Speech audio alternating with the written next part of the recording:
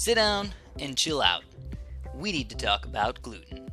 One of the biggest growing fads for diets is gluten-free food. But why?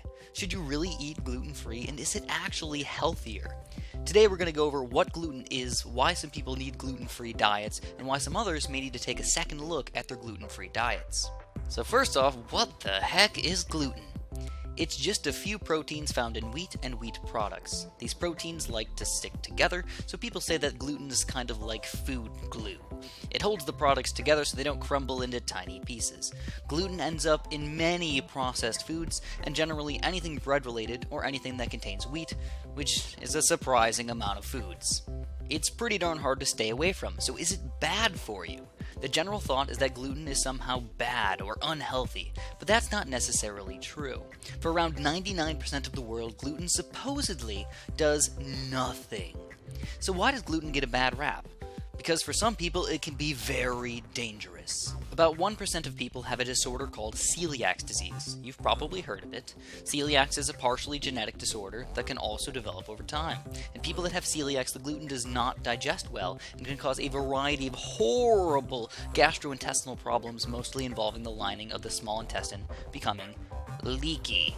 The proteins do not get broken down and leak through the small intestine into places they shouldn't be. Our bodies then see the proteins as invaders and attack them, kind of like they would invading bacteria.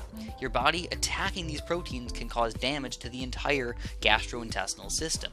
Also, about 1 in 400 people can have a wheat allergy, which can cause some pretty similar issues, but it's not celiac disease. For both of these groups of people, they need to go gluten-free or they will likely have a pretty bad time.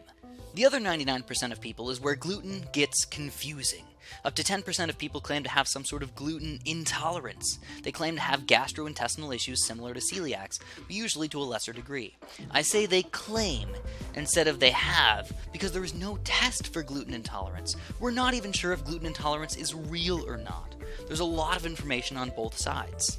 My opinion is, if a gluten-free diet makes you feel better, do it! Why not? I want you to feel healthy whether or not it's caused by the gluten-free diet.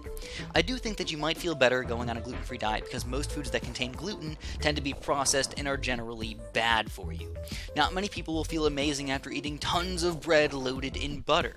The bad feelings may be related to the food choices more than the gluten itself.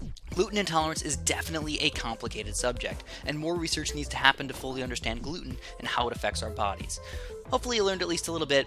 Thanks for watching, and have a super duper delicious day.